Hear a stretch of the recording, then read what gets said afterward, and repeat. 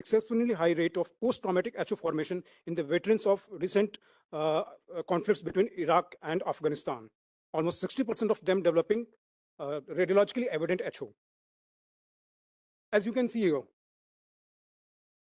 the trauma, the surgery, burns, and the neurological conditions, all are the risk factor for the heterotrophic ossification. The inflammatory triggers are tissue injury and the BMPs. The stages include inflammatory, fibroproliferative, maturation, and demyelination phase. It generally starts calcifying by 3rd and 4th week, and which gets fully matured by 1 to 2 years of duration. It is most commonly an incidental finding in the X-rays because of the range limitations in the range of motions, which most commonly affects the hip joint.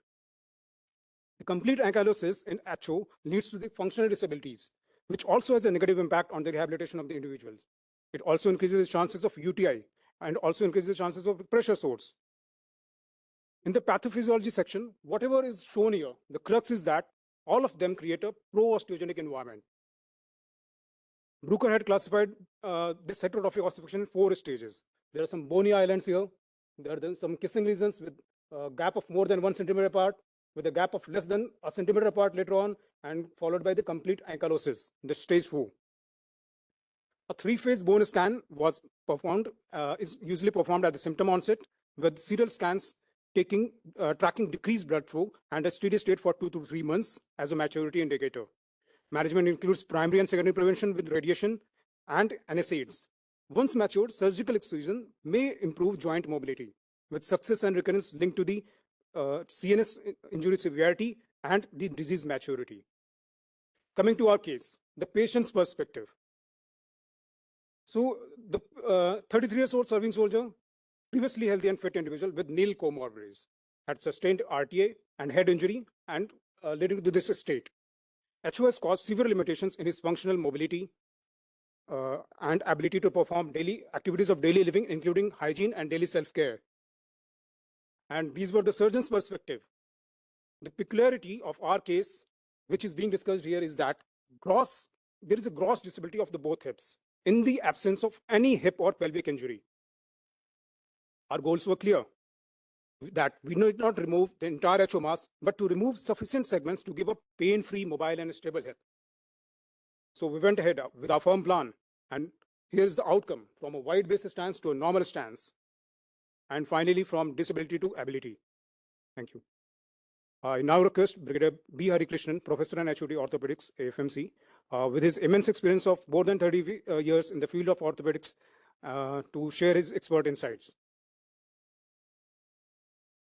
Thank you. We had a very challenging patient here with HO mass. With patients having elbow injuries. And there is a history of massage to the elbow following the injury, and either a fracture is there or there is no fracture, even soft tissue injuries, and they come with stiffness of the elbow. Massage of the elbow should be avoided, and if any surgery is indicated, ideally in a trauma setting, within a week we should do the surgery. If not, wait for 2 to 3 weeks and thereafter do an elective surgery later on for the trauma. Heterotrophic ossification of shoulder and hips are rare, but as mentioned, in a military environment, we should be aware of this condition, and it can have significant disability. This individual was unable to sit. He couldn't use the Western toilet also, leave alone Indian toilet. Forget about his sexual functions and other things and all. It had severely affected his morale and his family life also. Anyway, you've all seen what we have done. What better could have been done is the question. The question is, today is the world of technological advancements. Navigation is available, 3D printing is available, robotics is available. Probably we could have done a 3D printing of the entire heterotrophic mass based off this MRI and a CT scan. Why? Because the surgery was done by piecemeal excision of the fragments. We were using like olden time osteotomes and mallets and hammering this bone and removing it. It's very, very imprecise.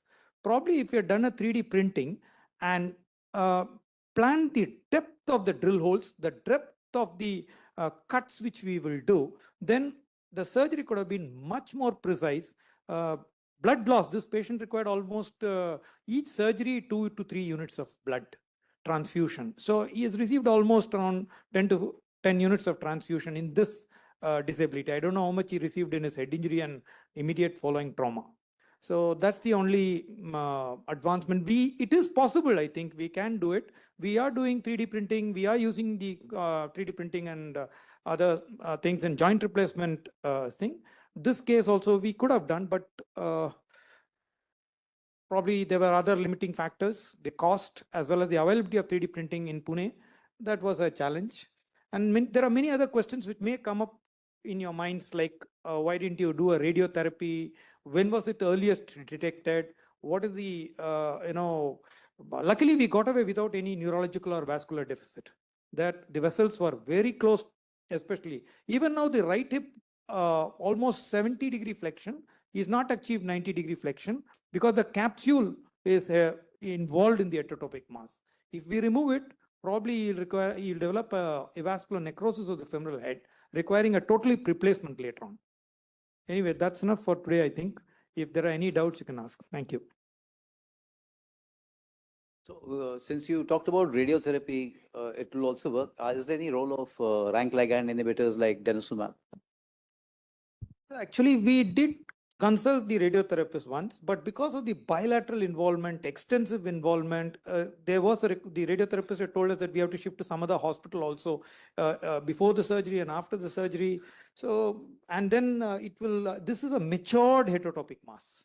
So our data available says that clearly there is recurrence chances are very, very minimal. So we didn't think of radiotherapy. As far as the other things, they are in early stages only. Maybe we should consider it in patients who are on ventilator for a long time, head injury, spinal cord injury patients.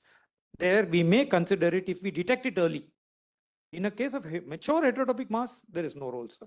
In fact, we are thinking of robotics. Can we have a bug which goes inside and eats it from within the bone? And then it just collapses, this heterotopic mass. That will lead to totally avoiding the surgery. We can develop those devices, but it's all in the research stage beyond our capability. Thank you, sir. Thanks a lot, sir. So now we'll come to our third topic. So identity is important. Establishing identity of an individual, living or dead, is essential for addressing numerous administrative, legal, and personal matters. Identification of an intact dead body is relatively easy, but the degree of difficulty increases if the body gets mutilated. High impact violent accidents like air crash, train crashes, floods, etc., can lead to mutilation and co-mingling of mortal remains.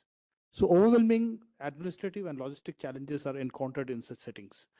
The presentation discusses the challenges and the approach by the Department of Forensic Medicine in successfully establishing the identity of personnel deceased in an air crash accident of a service aircraft. So the topic will be presented by Major Naveen Kumar, who is a resident in Department of Forensic Medicine, and then will be discussed by Colonel C.S. Makhani, the HOD of the department. Major Naveen, please. Thank you so much, sir. Good afternoon, everyone.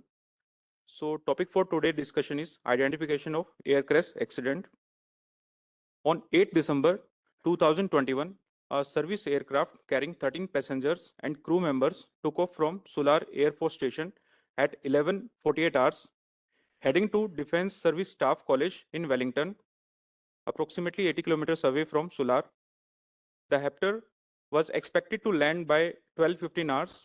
At 12:08 hours, the pilot confirmed their imminent landing at Wellington helipad with air traffic control. Shortly after losing contact, the helicopter crashed near Nanjappa Chatram village, about 10 kilometers from intended destination. An eyewitness reported seeing the helicopter hit a tree and caught fire. Firefighters struggled to reach the crash site, which was approximately 500 meters from the major road head. Initial reports emerged at 12:20 hours, and rescue operations continued until 15:25 hours, with victims being found severely burnt. First respondent evacuated the cases to MH Wellington. Of all the casualties, 3 were found alive. which further succumbed during the course of treatment. Postmortem was conducted at MH Wellington by service pathologist and aviation specialist. Identification of mortal remains was the biggest challenge due to severe mutilation caused by burns. 4 bodies were positively identified. Identification of rest of the 9 bodies were of doubt, and to facilitate that, a team was detailed from Department of Forensic Medicine and Toxicology, Armed Force Medical College.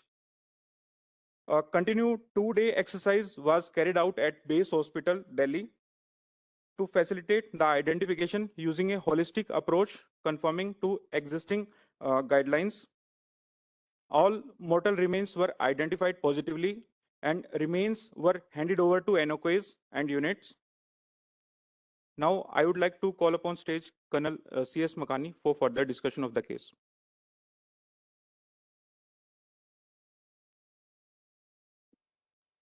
Thank you, Naveen. Good afternoon, sir. If you look at the situation analysis, what we had in hand was at mortuary around 10 bodies. They're all burnt beyond recognition. And the main challenge was a time-bound, critically, time-intensive and manpower-intensive effort to identify them. However, what was of advantage to us was that it was a close disaster. It was a close accident because there was no ground casualty involved. Looking at the slide, you will be able to make out the state in which the aviation fuel turned, a burning aviation fuel turned a human body into. It was charred and beyond recognition. What we are looking at here is actually a bone of a human body, and with all the mingled remains. An able body can actually be turned into something which is totally unrecognizable mass of tissue. Then how to go about it? Because there was no precedence of addressing such issues of such a magnitude. How do we go about it? In fact, should we go by a visual identification? Should we try to look for some kind of a cue which is there on the body tissue, which will actually help us in identifying it? But literature says that there have been glaring mistakes. Wrong bodies, wrong remains have been handed to the relatives, which have caused a lot of legal and administrative issues at a later end. So, what actually is the way around?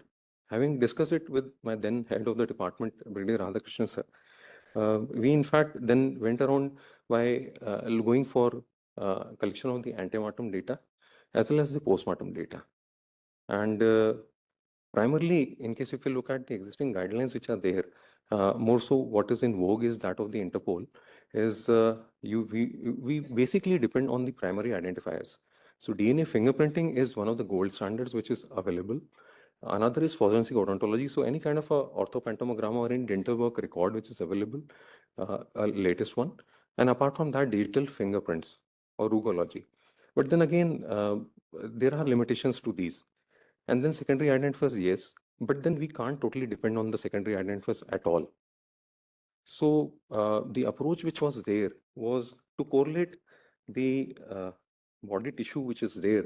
So this was actually the test sample or a sample were collected at the time when the autopsies were conducted at MH Wellington.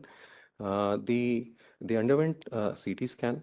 They underwent a pathology. They went under an autopsy by the forensic, by the aviation medicine specialist, oblique service pathologist.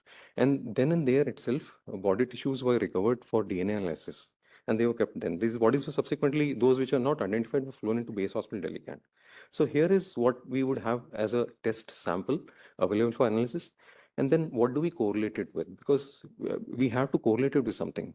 So way back with the magnanimous efforts of Colonel Kotabagi sir and then subsequently Brigadier Raoji sir, continued by Brigadier Radhakrishnan. So we maintained a DNA repository. As on date in the department, we have around 29,000 samples of high-risk group, individuals belonging to high-risk groups. And these samples are preserved on something called an FTA card. So then there was a massive exercise of identifying, because we did have a manifest. So with that manifest, we could take out the names of these people and checked in our repositories to whose samples was available. We could actually get 5 FTA cards which were collected of these individuals some years